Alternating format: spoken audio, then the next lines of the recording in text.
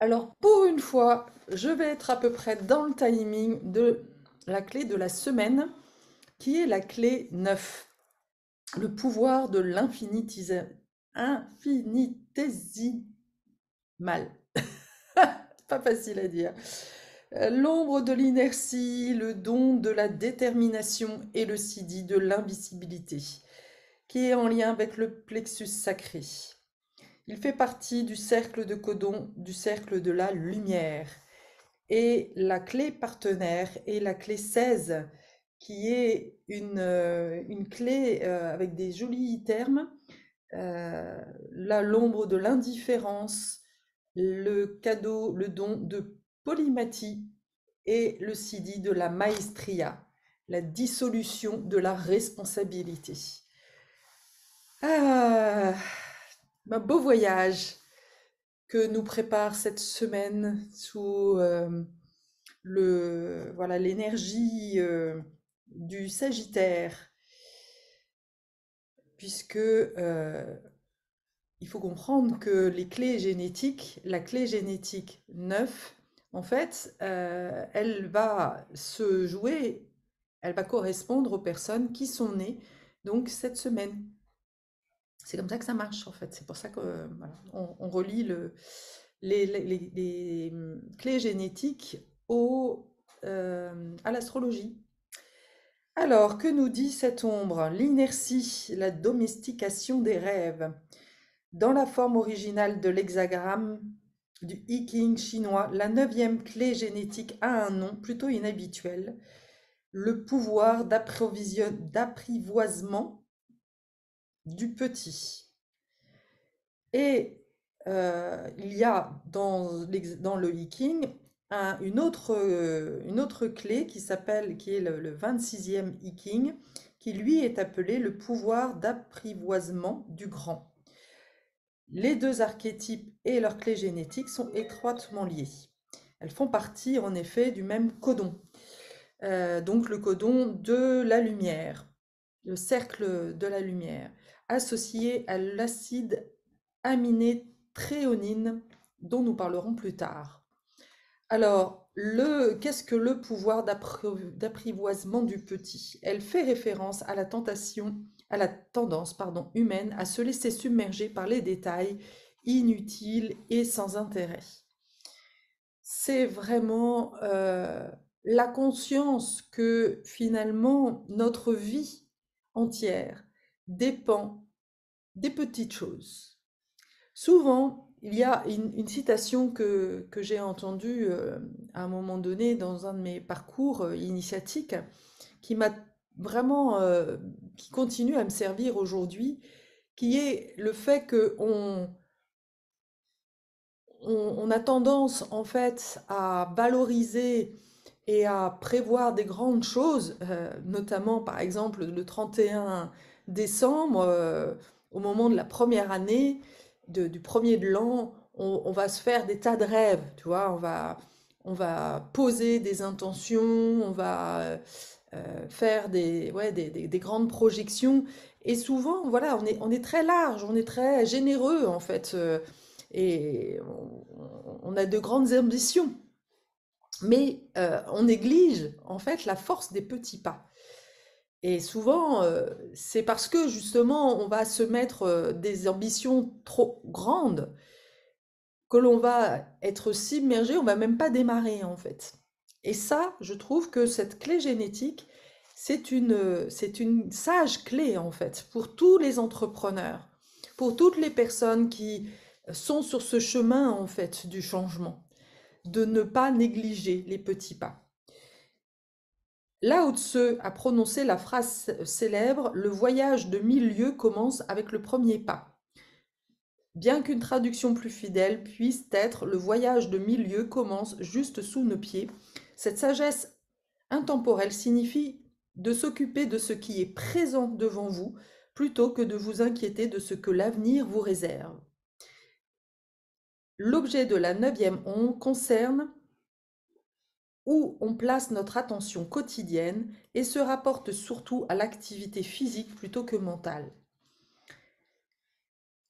Cette clé détient le plus grand des secrets, Comment empêcher notre esprit de saboter notre destinée naturelle? L'image qui représente la neuvième ombre et à la fois le neuvième don est celle d'un sentier de pierre de gué. À la fréquence de l'ombre, les pierres décrivent un cercle, si bien que lorsque on se penche pour les regarder, on ne réalise pas que l'on suit simplement les vieilles traces et que notre énergie ne va nulle part. Il s'agit là de l'état de conscience de la majorité des êtres humains sur notre planète. Cependant, au niveau du neuvième don, nos pas nous conduisent au-delà de l'horizon. On ne sait pas où ils vont, mais peu importe, car ils nous font avancer. Chacun de ces pas représente donc une aventure dont l'importance est capitale. Ah, j'adore, ça me fait plein de frissons en fait, parce que moi j'ai le don de l'aventure qui parle tellement de ça en fait. Ah, j'ai plein de frissons, j'adore. Ce qui est vraiment de sortir des sentiers battus et évidemment de chevaucher nos peurs, parce que dès que l'on sort justement de ces... On le voit bien dans nos vies, que l'on tourne en rond, et plus on avance, en fait, plus on a cette conscience que on répète toujours les mêmes schémas, et c'est ça qui nous rend fous. On se dit, non, mais je sens bien que je suis pas à ma place. Et à la fois, bah oui, c'est parce que finalement, on se laisse happer par ce sentiment, cette illusion de sécurité, cette illusion voilà, de confort. Et finalement, on ne se laisse pas, on laisse pas notre âme finalement nous guider. Alors, ce chemin comporte des innombrables petits actes journaliers, manger, se laver, faire les courses, préparer les repas. Toutes ces actions, y compris les corvées les plus humbles, nous conduisent à notre rêve. Elles ne peuvent donc être ingrates. Si ce que vous faites vous refroidit ou vous lasse, il ne s'agit pas forcément d'une erreur, mais que vous avez perdu le contact avec votre idéal et que vous vous êtes laissé dompter par ce qui est petit. Chaque fois que vous permettez la vie de vous plonger dans l'ennui ou dans l'indifférence, ou que vous sentez ce manque d'énergie, ainsi que cette inertie, c'est à vous et à vous seul de vous reconnecter à votre rêve. En l'absence d'un but supérieur, les êtres humains tournent en rond, créant ainsi des champs énergétiques qui s'opposent à l'abondance. Pire encore, l'inertie de la neuvième ombre nourrit la mentalité de victime qui elle aussi est prisonnière de ces schémas de blâme ou d'inquiétude. Bah oui, et ça c'est vraiment un passage hyper important. J'étais la championne du monde du blâme. Ce n'était jamais de ma faute. J'aime à parler justement de cette position de martyr. Voilà, ah mais mon Dieu, qu'est-ce qui m'arrive, etc. Et c'est le jour où, en effet, j'ai arrêté de chercher des bourreaux, des excuses, des coupables à tout ce qui m'arrivait et que j'ai pris la responsabilité qui est vraiment en lien avec cette clé, que bah, les choses ont changé. Nous sommes tous nés rebelles dans nos cœurs et nous sommes des êtres sauvages. Ça me parle bien. Nous ne sommes pas ici sur Terre pour voir nos rêves domptés, réduits ou domestiqués. Alors pour la petite histoire, dans mes accompagnements, mon accompagnement démarre en fait avec cette image du tigre dompté. Ce tigre, bah oui, qui, quand il est petit, le dompteur va lui montrer son autorité, va lui faire croire qu'il est impuissant. Et c'est ça qui va faire que le tigre va rester dans sa cage où il est nourri, blanchi, voilà, tout va bien en fait pour lui. Mais petit à petit, eh bien, il va se sentir dépérir en fait, parce qu'il est coupé justement de sa nature profonde de liberté. Mais ce qui est terrible, c'est que même si on ouvrait la cage au tigre, bah, il ne veut pas sortir parce que bah, il a l'impression que bah, à l'extérieur, il y a du danger. Il sent qu'il y a du danger en fait de sortir, alors que c'est sa vraie vie. Et ben pour l'humain, c'est pareil en fait. On est tous au départ de notre vie comme des tigres domptés dans une cage que finalement nos parents, l'éducation nous ont mis, mais dans lequel finalement on est resté enfermé.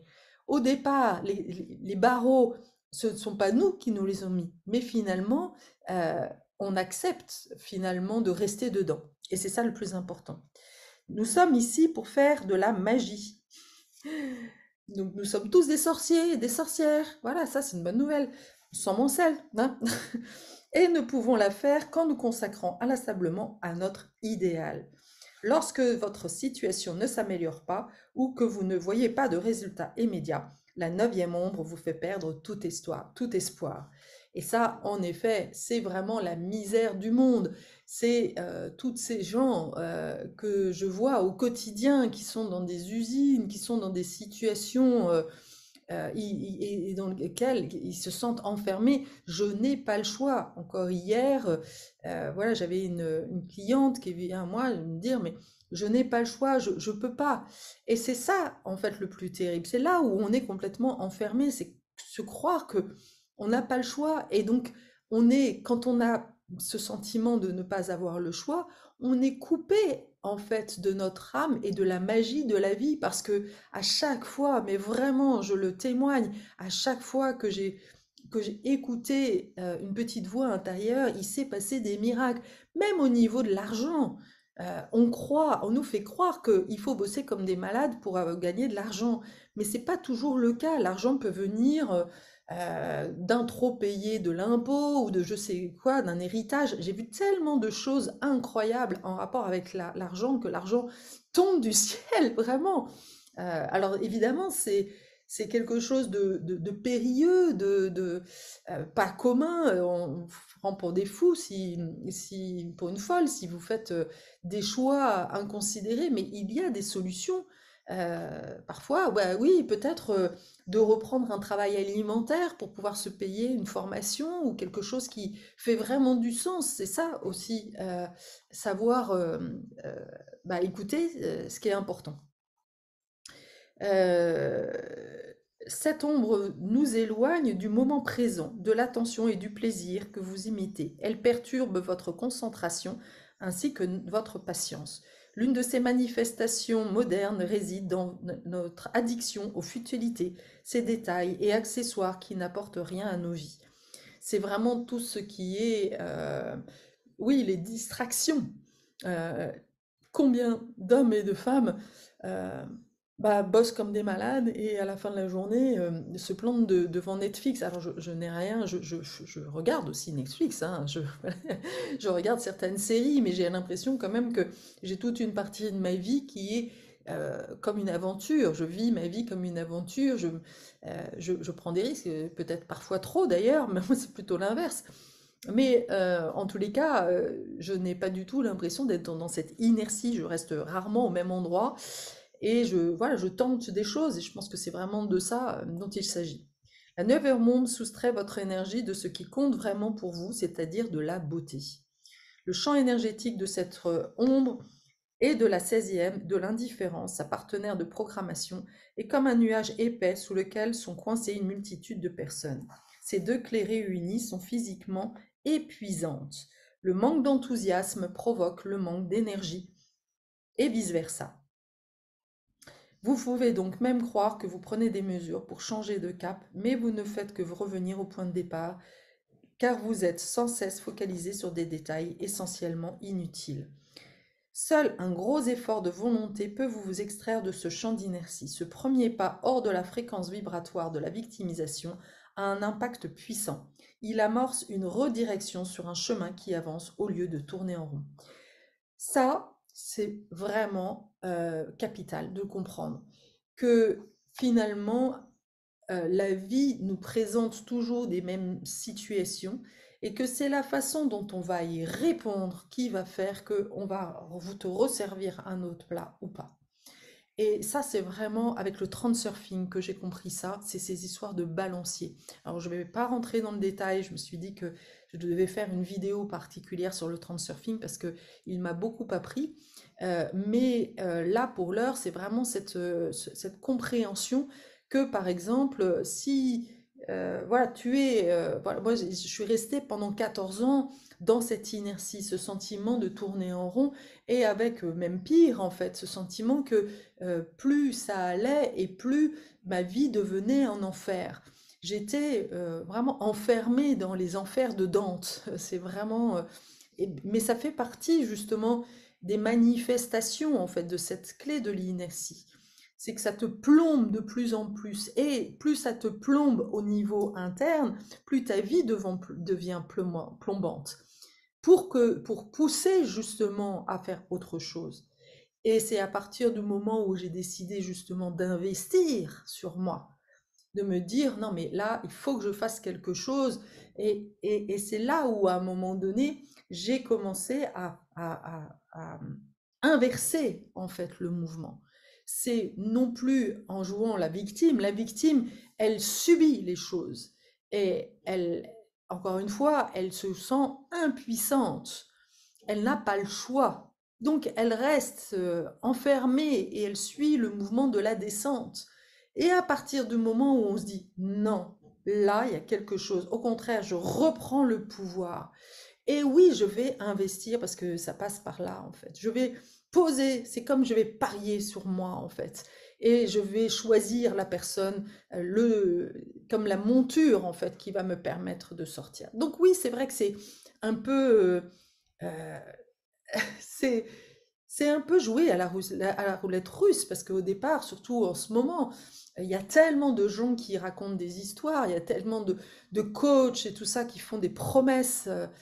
Encore, il n'y a pas très longtemps, une de mes meilleures amies qui a dépensé 5 000 € dans un coaching pour se rendre compte que finalement, encore une fois, elle s'était faite abuser. Mais voilà, c'est des leçons de vie. Et même ça, bah oui, ça fait partie de l'aventure que, bah ouais, il y a un moment donné, tu vis des choses difficiles pour te rendre compte que tu donnes pas le pouvoir à la bonne personne.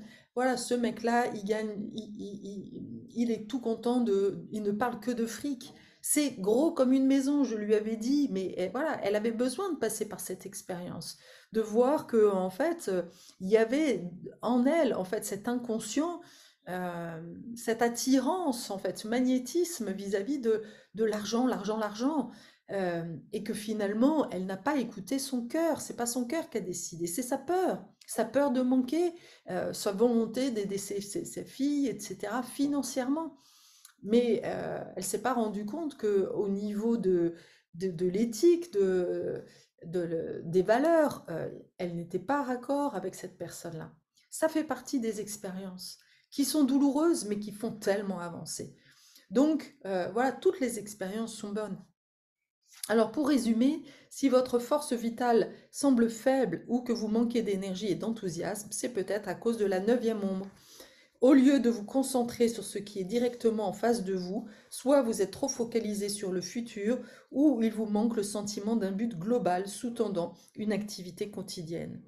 Sans cette direction intérieure, vous perdez beaucoup d'énergie à vous plaindre, que ce soit à voix haute ou tout bas. Cette énergie a besoin de trouver un sens supérieur, quelque chose qu'elle puisse servir et qui vous porte au-delà du monde ordinaire et de tous ses attributs. La plupart des êtres humains ne sont pas conscients de l'importante quantité d'énergie à disposition dans leur propre corps.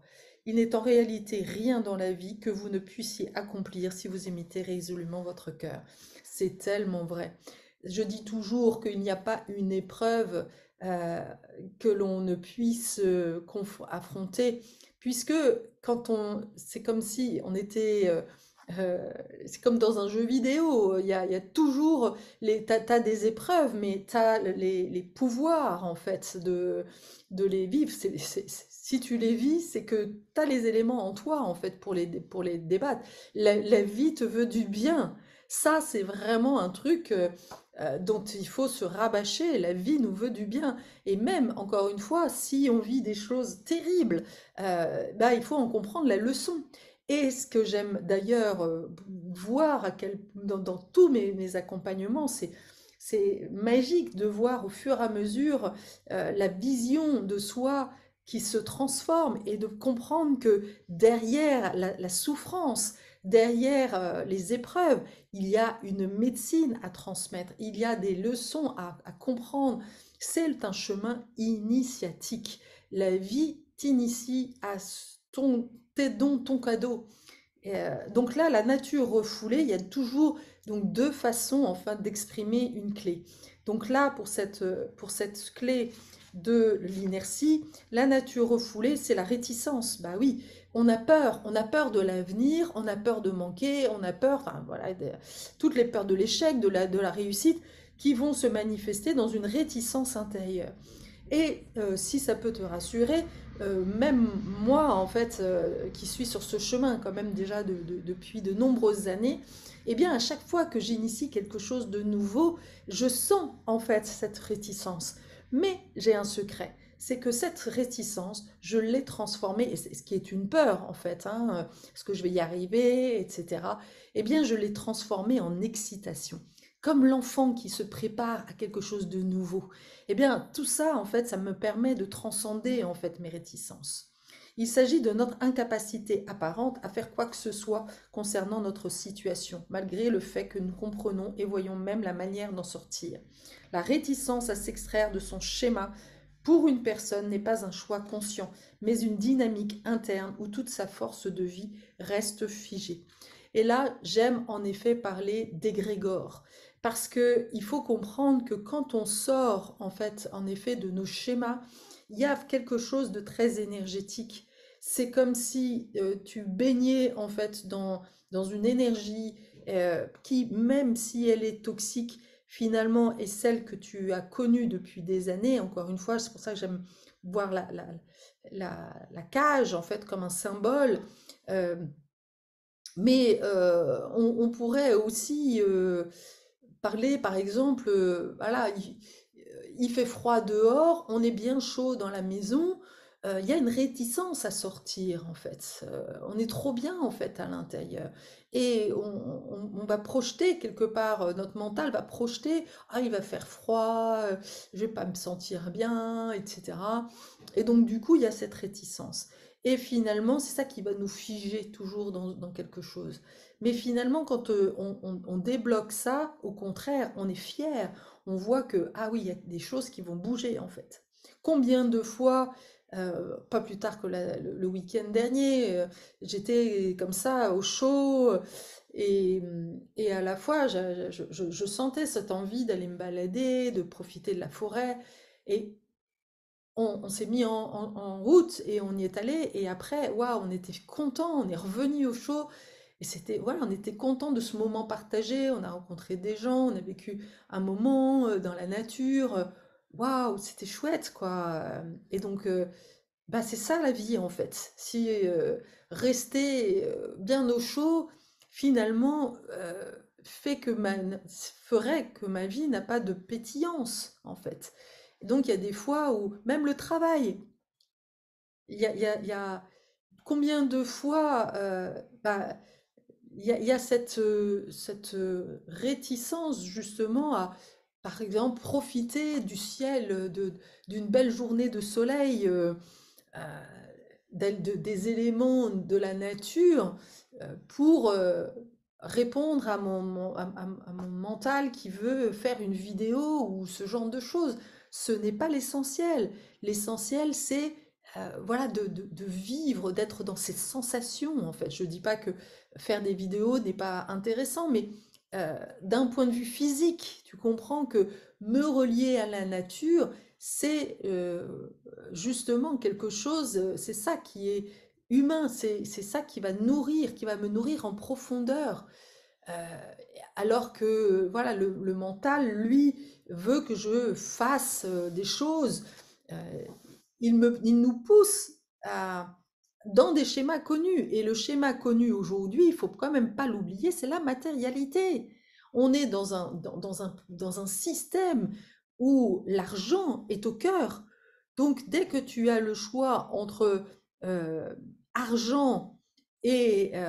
parce que forcément, quand je fais une vidéo, derrière mon ego, mon mental, mon inconscient, le fait, même si c'est généreux de ma part, mais à la fois, bah, je le fais aussi dans cette intention de me faire connaître et d'amener à moi des nouveaux clients. Je suis transparente par rapport à ça, je ne suis pas dupe, et toi non plus. Et donc, alors que quand je vais me prélasser au soleil, il n'y a rien, il n'y a pas d'intention, il y a juste le moment présent. Tu comprends en fait comment voilà le schéma en fait dans lequel nous enferme encore une fois notre mental, notre inconscient. Alors pour échapper, ce blocage est essentiellement une paralysie de notre volonté induite par le fait de suivre des modèles familiers et répétitifs qui nous desservent. Et j'ai presque, d'ailleurs, j'ai envie de dire, de rajouter, de suivre des modèles familiaux. Familiers, familiaux.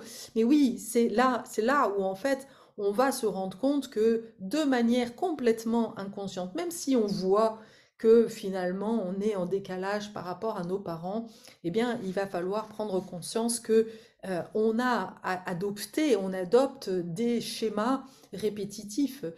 Et je t'encourage d'ailleurs à regarder la valeur travail, la valeur plaisir de ta famille. Est-ce que voilà, tes parents prennent encore ou voilà, comment ils prennent du plaisir dans leur vie? Et surtout, qu'est-ce qu'ils ont projeté sur toi en fait? Est-ce qu'ils t'ont invité est-ce qu'ils t'ont éduqué? Est-ce qu'ils t'ont habitué à écouter tes sensations, à écouter, à te faire plaisir?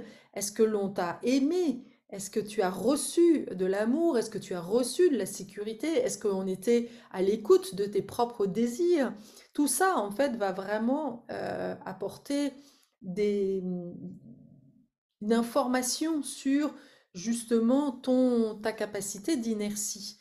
Euh, Parce que si à chaque fois que tu avais justement ce désir de te faire du bien, d'aller dans la nature, on te l'a reproché, euh, par exemple, on t'a dit d'aller faire tes devoirs plutôt que d'écouter de la musique. Voilà, tout ce genre en fait de petites choses. Là aussi, ça s'est inscrit de manière au fur et à mesure, mais depuis tellement longtemps que c'est engrammé dans ton disque dur. Donc, pour échapper à la torpeur interne, il nous faut quitter notre zone de confort et pénétrer directement dans nos peurs. Voilà, on est en plein dedans. Il peut être frustrant pour les observateurs que ces gens soient incapables de changer leurs habitudes, mais cela l'est tout autant pour ceux en proie à cette peur si profonde.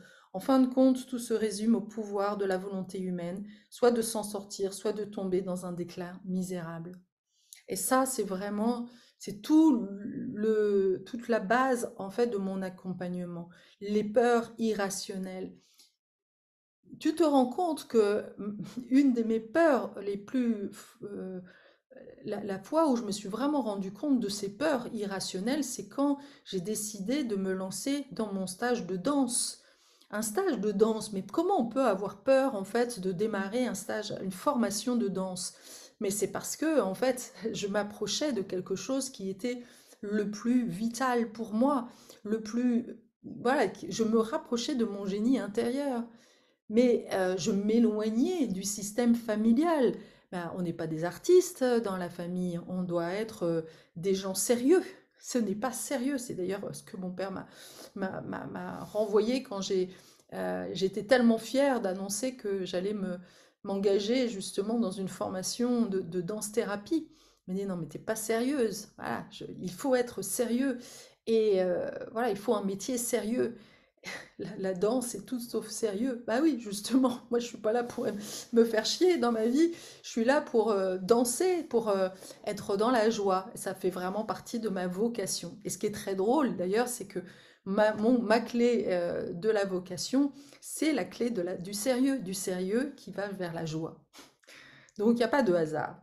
La nature réactive détournée. La nature réactive implique une sorte d'inertie tout à fait différente. Ces personnes peuvent être extrêmement fébriles et nerveuses, comme si rien en elles ne pouvait rester tranquille. Donc là, on est sur l'hyperactivité. Leur tactique est la diversion et elles recherchent inconsciemment n'importe quel stimulus pour évacuer du corps un peu de leur énergie et de leur fureur. Bien évidemment, cette fuite est insoutenable. Elle ravage leur santé et souvent aussi leurs finances. Ces gens ne peuvent absolument pas trouver de fonctionnement fixe dans leur vie. S'ils devaient le faire, ils laisseraient exploser leur rage. Ceci leur rend impossible le maintien d'engagement sérieux sur une quelconque durée. Bien que leur vie ne soit pas inerte au sens strict, ils le sont en termes d'épanouissement parce qu'ils ne peuvent tout simplement jamais se reposer ou se détendre. Là, on est sur un modèle souvent très traumatique qui est ouais, c'est ce sentiment qu'on est toujours en perpétuel danger et que c'est vraiment...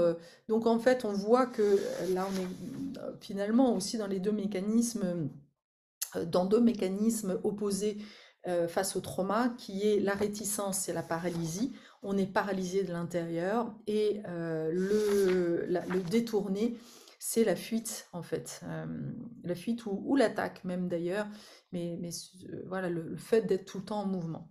Le neuvième don, la détermination. Chaque acte intentionnel est un acte magique. Waouh, ça c'est vraiment une clé tellement puissante. Donc une clé qui nous invite à décider, à prendre une direction. Et ça, moi je me suis rendu compte qu'à chaque fois que dans des schémas où j'étais bloquée, eh bien je sortais de mes habitudes, eh bien, finalement, ça m'a toujours servi en fait. Le neuvième don nourrit toute détermination. La détermination est bâtie sur le roc des petits actes. Le controversé magicien anglais Aleister Crowley énonça un jour une profonde vérité d'une grande pertinence pour ce don. Chaque acte intentionnel est un acte magique. Même la plus petite des actions a des répercussions sur l'ensemble de l'univers. Encore une fois, c'est la façon dont tu vas répondre à quelque chose. Si par exemple, tu as l'habitude de répondre, n'importe quoi, tu es dans une relation et tu as l'habitude de répondre de manière réactive et tout d'un coup, tu arrêtes de fonctionner comme ça et je l'ai vécu ça aussi. Euh, J'avais cette habitude de répondre par la paralysie. J'étais statufiée, c'est vraiment le mot face à certains mots de mon père notamment, qui me renvoyait tout le temps que régulièrement que j'étais un oiseau de mauvaise augure. Je n'ai jamais compris d'où venait cette réflexion. Et un jour, en fait, plutôt que d'être dans cette réaction, dans cette colère aussi finalement que j'exprimais de manière inconsciente, j'ai ouvert mon cœur et je lui ai simplement dit, mais tu te rends compte, tu imagines que je te dise ça, comment tu imaginerais ça? Et là, tout d'un coup, j'ai vu mon père tellement désolé, comme comprendre en fait que c'est comme si c'était pas lui en fait qui disait ça, c'était très étrange. Et il m'a demandé pardon. Waouh! Alors là, c'était vraiment magique, quoi. C'est la première fois que mon père me demandait pardon. Et c'est parce que j'ai ouvert mon cœur, c'est parce que j'étais connectée à mon cœur, c'est que j'étais pas en train de vouloir me défendre. J'étais juste, voilà, en train de le questionner et connectée à mon cœur. C'est la magie en fait. Les actions qui proviennent du ressentiment ou de la peur renforcent la fréquence de l'ombre, à la fois chez l'individu et dans le monde. Les actes indifférents renforcent l'indifférence, tandis que ceux faits dans la joie ou dans le service créent plus d'allégresse. La neuvième clé génétique nous montre toujours la même vérité, où que vous regardiez dans sa matrice. Une personne dépourvue de l'ardeur idéaliste est essentiellement condamnée à suivre la foule.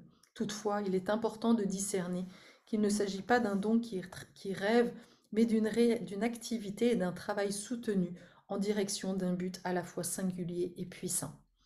Le pouvoir de ce neuvième don est celui de la répétition. Ce don crée une ornière. Une fois qu'elle est en place, toute l'énergie de votre vie aura tendance à suivre le même modèle. Ceci explique également pourquoi il est si difficile d'échapper à l'inertie de la neuvième ombre à la fréquence inférieure. Quand vous vous dégagez de la basse fréquence et que vous vous connectez à votre idéal en tant que ressenti et savoir intérieur profond, alors vous avez débuté le voyage des 1000 lieues. Chaque pas que vous allez faire à partir de ce moment-là, autrement dit, tous les actes, aussi anodins puissent-ils sembler, vont dans le sens de cette vision fondamentale. En continuant à écouter votre cœur, vous creusez progressivement un profond sillon qui devient de plus en plus facile à suivre. C'est ce que le monde appelle la détermination. Toute la configuration de votre existence changera lorsque finalement vous vous mettez à ressentir la force intérieure qui émerge de l'intégration de votre destinée. Ce qui est étrange à propos du don de la détermination, c'est que plus vous êtes déterminé, moins vous avez besoin d'énergie et de volonté, contrairement à la conception commune de ce terme qui le considère comme étant synonyme de bataille ou de lutte. Le secret de la détermination est une question d'élan. Tous ces petits actes du cœur créent peu à peu la dynamique intérieure qui finira par devenir invincible. La puissance de l'univers tout entier commence à se mobiliser derrière une telle personne. C'est seulement au début qu'il faut faire preuve d'ardeur, parce que les premiers petits pas, en dehors de la fréquence de l'ombre, requièrent une force de volonté et de courage tout à fait considérable. C'est ce que j'appelle l'héroïsme. C'est là l'héroïsme qui est justement de sortir en fait de ce schéma. C'est comme si en fait tu avais un cyclone en fait. L'égrégore est un cyclone, est une énergie qui tourne en boucle, qui tourne à l'intérieur, et on le comprend bien que pour sortir en fait d'un cyclone, ça demande en fait une énergie. Parce que sortir du système familial, c'est évidemment avoir peur, enfin dépasser la peur du rejet, évidemment. Parce que personne, quand la famille et chaque élément a son rôle en fait dans l'ombre. Et donc quand il y en a un qui sort du chemin, c'est comme sortir de l'autoroute. C'est tellement plus facile en fait de suivre le chemin tout tracé, d'aller au péage. Là, tu te poses pas de questions quand tu es sur l'autoroute. Quand tu vas sortir de l'autoroute, ben là, tu vas devoir voilà, suivre des petits chemins. Et on le voit bien, c'est bien plus agréable. Mais à la fois, bah là, des fois, on peut se perdre. Sur l'autoroute, on se perd jamais. Euh, Sauf quand on se trompe, en l'occurrence, de sortie. Bref. Et c'est ça qui est intéressant. Je me souviens d'une fois où j'étais rentrée de l'aéroport avec mon père. Il m'avait demandé de conduire. Je crois il avait dû me chercher à l'aéroport. Et lui, il avait son trajet habituel, mais à la fois, euh, il n'aime pas aller dans les grandes villes. Il est de la campagne. Il me demande de prendre le volant, et comme j'ai pas l'habitude avec son GPS, à un moment donné, je suis sortie à un mauvais endroit. Et ça m'a vraiment, je sais pas, ce jour-là, j'ai compris ce symbole-là, parce que ben oui, en sortant de l'autoroute, en me trompant finalement, eh ben, j'ai découvert d'autres lieux, c'était beaucoup plus sympa finalement. Et le GPS, évidemment, remis en place, enfin, à recalculer. Et ce qui était terrible, d'ailleurs, tu le remarques quand tu fais ça, quand tu sors de manière impromptue ou pas volontaire, avant ou après que le GPS te demande de sortir, eh ben, il va toujours essayer de te ramener au point de départ. C'est incroyable, le GPS, il veut te ramener sur l'autoroute.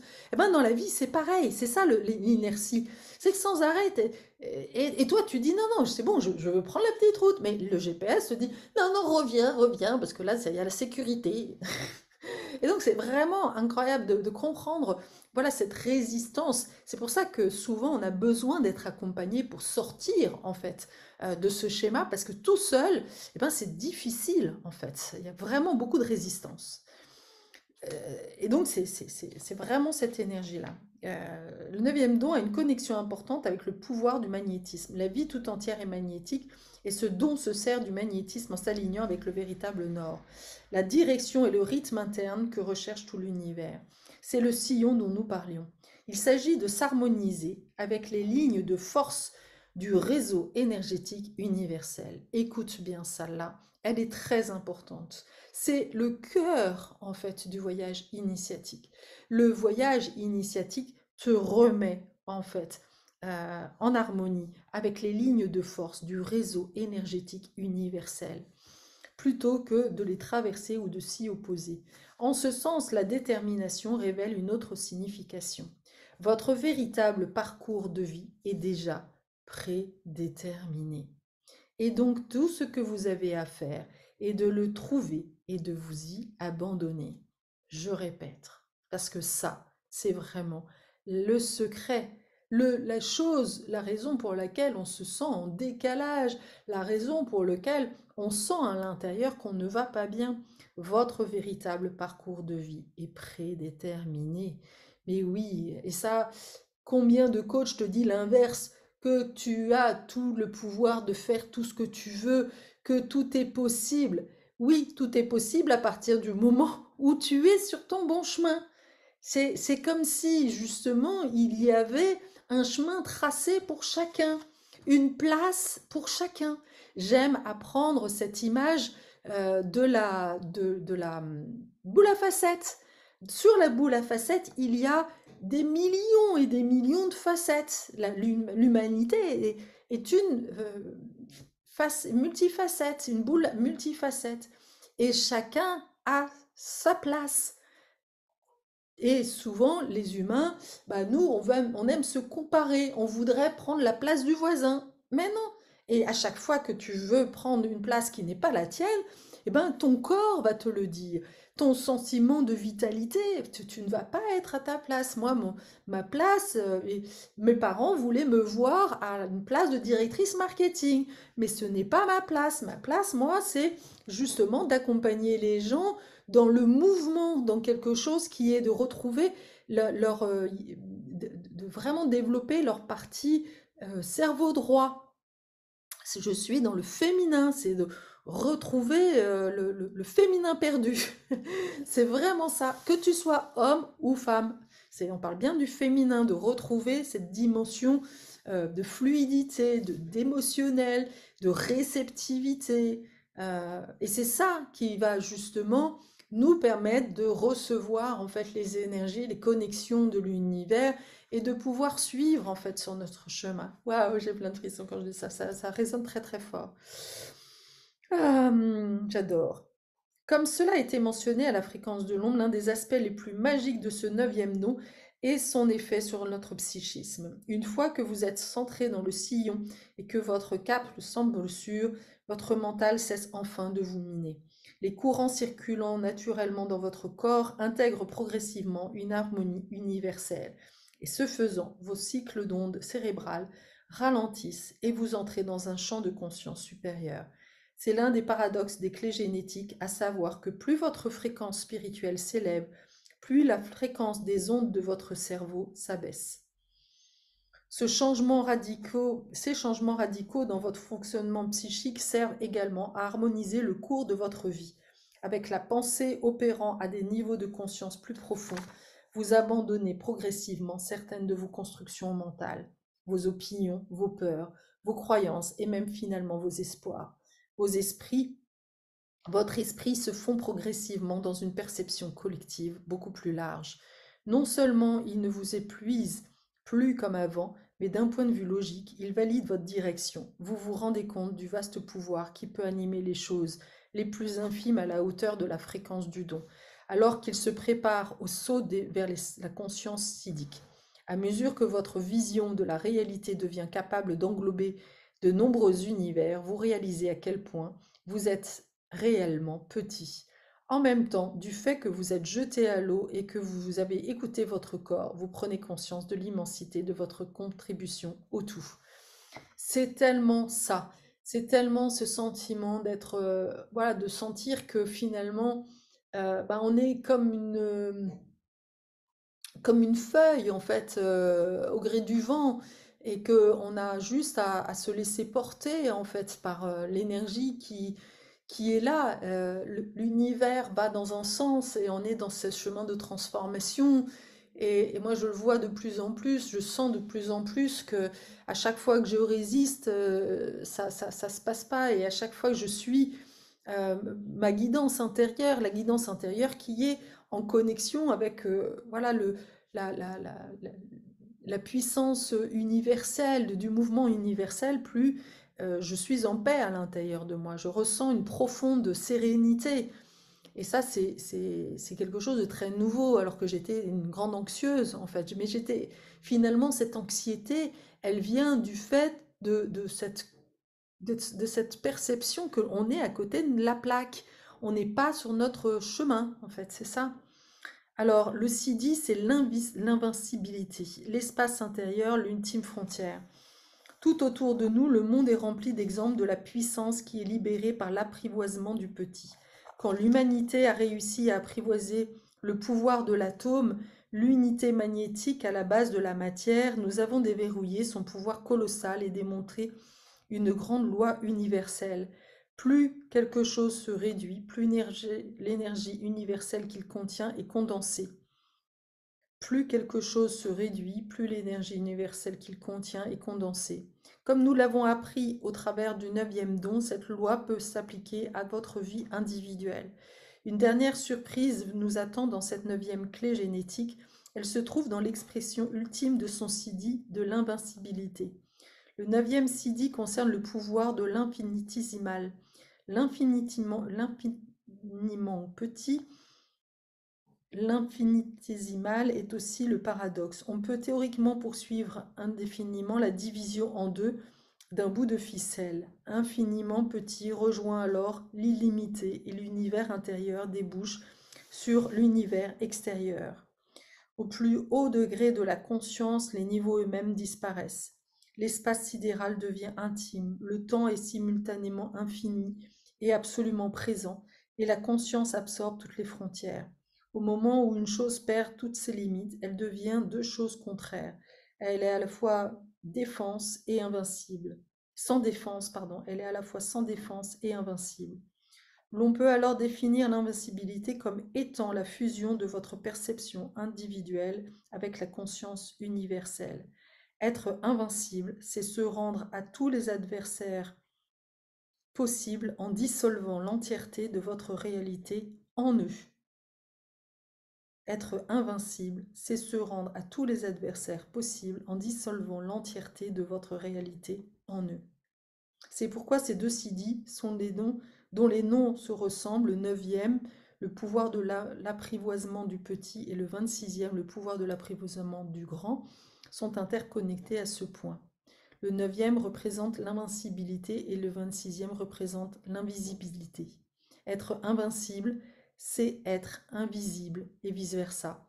L'invincibilité signifie se dissoudre dans la volonté de l'univers, et de nombreuses cultures différentes ont divinisé ceci dit. Dans le christianisme, par exemple, il est représenté par l'archétype de l'archange Michael. L'amour est la seule force dans l'univers qui soit réellement invincible.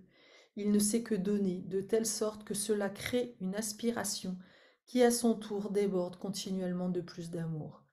Il est impossible de combattre une telle force puisqu'elle fait disparaître toutes les autres énergies en les renvoyant à leur source. Lorsque des êtres humains atteignent ceci dit, leur vie exprime le pouvoir invincible d'un tel amour. Ces personnes ont découvert que l'univers entier se trouve dans le petit monde du corps humain et ils peuvent transmettre cette vérité. De ce point de vue, ils sont susceptibles de maîtriser des techniques qui opposent le macrocosme au microcosme. Ces gens dont la mission sur la Terre est très spéciale représentent le point focal d'une fréquence intense de la lumière divine. Le pouvoir d'apprivoisement du petit est un laser qui cible un aspect tout particulier de l'existence, convoyant une énergie colossale à cet endroit. Un individu ordinaire peut trouver l'aura d'une telle personne presque insoutenable, puisqu'elle éclaire des aspects de l'ombre de votre nature que vous craignez le plus. Si vous avez l'heureux karma d'être lié à un tel être, il est hautement probable que vous accédiez durant votre vie à la réalisation totale. Il est fascinant de voir que la matrice de programmation suprême dans notre ADN est codée pour réveiller des forces intérieures spécifiques à des moments précis de notre évolution. Le 9e Siddhi appartient à une famille de Siddhis qui sont reliés entre eux à travers la structure génétique humaine par l'acide aminé appelé tréonine.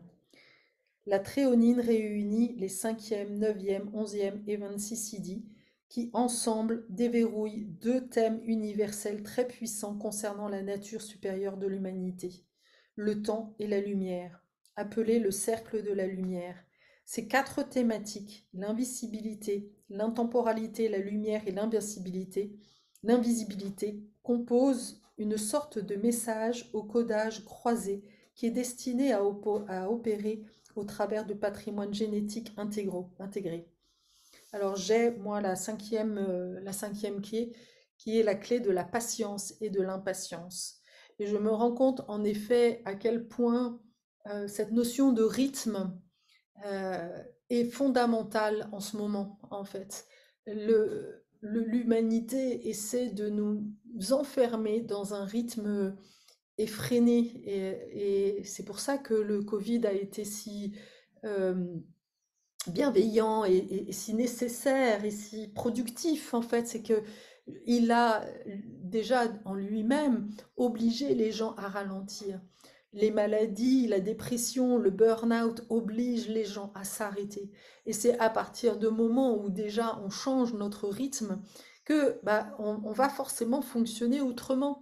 Et là, il y a déjà une opportunité à sortir de cette autoroute, à aller beaucoup plus lentement. Un temps viendra où l'humanité s'éveillera très rapidement à sa fréquence la plus élevée par le biais des longueurs d'onde de la lumière portée par l'aura. C'est pour ça que je parle toujours d'être sur la longueur d'onde, que les personnes avec lesquelles je travaille, on se sent sur la longueur d'onde. Il y a, c'est quelque chose de, voilà, de pas compréhensible pour beaucoup de gens, et pourtant quand on a cette hypersensibilité, on sent que c'est la bonne personne. Combien de personnes me voient, m'écoutent sur la vidéo et me disent mais waouh, quelque part je t'attendais, j'attendais une personne comme toi, je sais que c'est toi avec lequel je dois faire le truc, c'est un truc de fou en fait, mais comment on peut sentir ça si ce n'est par quelque chose d'invisible, euh, une vibration tellement particulière que c'est magique. Et déjà là, voilà, on sait qu'on est sur le bon chemin, on sait que on est avec la bonne personne et qu'il y a quelque chose qui va en découler forcément, quoi. La fin de notre expérience mentale du temps sera donc déclenchée par l'interaction réciproque des auras humaines. L'humanité ne deviendra invincible que lorsqu'elle réalisera son identité collective. Les individus deviendront alors invisibles au sens d'être complètement poreux à la conscience animant le groupe. C'est le cœur de mon accompagnement aussi, c'est-à-dire de faire de chaque individu un individu et non pas un membre d'un groupe. C'est pour ça que je suis contre toutes ces étiquettes, même si je suis obligée d'en parler ici, parce que c'est souvent une porte d'entrée. Mais le résultat, c'est, voilà, non, nous ne sommes pas que des étiquettes neuroatypiques, atypiques, enfin, autisme ou je ne sais quoi. Non, on a juste des défis, des choses à dépasser et ces étiquettes en font partie.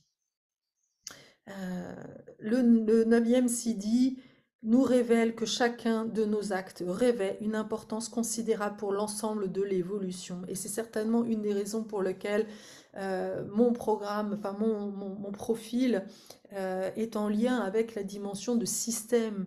C'est que j'ai compris ça au niveau, bon, ça j'y reviendrai quand je parlerai de du troisième cycle de l'évolution qui est dans le Jenkins et où en fait chaque personne bah, travaille à un niveau donné. Il y a là encore une fois pas de comparaison. Il y a certaines personnes qui doivent travailler en binôme, d'autres avec des groupes. Et moi, mon travail, il est au niveau du système. Parce que bah, j'ai visualisé ça, j'ai compris que en remettant chacun à sa juste place, c'est comme si je contribuais à l'éveil global en fait de l'humanité. Et waouh, sacrée mission, mine de rien. Et ça fout les jetons tout ça, mais voilà, à la fois je le fais de manière humble, j'ai conscience que ça dépend, enfin je suis pas toute seule à contribuer à ça et que finalement chaque personne qui se lance en fait dans ce chemin, eh bien a envie aussi bah, de faire sa part en fait. Et, et c'est quelque chose d'assez magique en fait. Voilà. Voilà, donc j'en finis là. Vidéo très longue, mais Voilà, je pense que c'était vraiment important. Je t'invite à relire, à réécouter peut-être cette vidéo, que tu aies le neuvième don ou pas, la neuvième clé. Encore une fois, je répète les autres clés qui sont en lien, qui sont dans ce cercle de la lumière. Surtout, donc, si tu as les clés 5, 9, 11 ou 26, eh bien, tu es forcément en lien, ça va forcément résonner en fait pour toi. Voilà, c'était très riche. Enfin, j'ai senti beaucoup de choses pour moi en tous les cas. J'espère que tu auras le plaisir de recevoir, d'avoir reçu en fait toutes ces belles énergies et cette compréhension qui ne fonctionne pas avec le mental. Encore une fois, c'est vibratoire, c'est au niveau des cellules que ça se passe. Et voilà, c'est magique. Alors, belle semaine à toi. Peut-être que les questions, la question que tu peux te poser, c'est où est-ce que tu te sens encore en inertie, où est-ce que tu es bloqué dans ta vie, et quel petit premier, je vais y arriver, quel premier petit pas possible tu peux faire pour changer. Ça peut être encore une fois changer simplement ses habitudes de petit déjeuner. Voilà, moi j'ai arrêté de manger le midi, par exemple. Des petites choses comme ça, des routines que tu transformes et qui, bah, mine de rien, va faire bouger en fait des choses, mettre un peu plus de mouvement dans ta vie, il s'agit bien de se reconnecter au corps, écouter plus de musique qui te font du bien. Tout ça, en fait, ça va contribuer à faire bouger les choses si tu mets de la détermination. Encore une fois, écoute bien, entends bien cette notion de durée, parce que on ne change pas une chose en changeant quelque chose pendant 2 jours, en fait. Souvent, on parle de cycle de 21 jours, parce que les 21 premières années sont les plus déterminantes dans la vie de l'humain. Voilà, ce 21, c'est un cycle magique.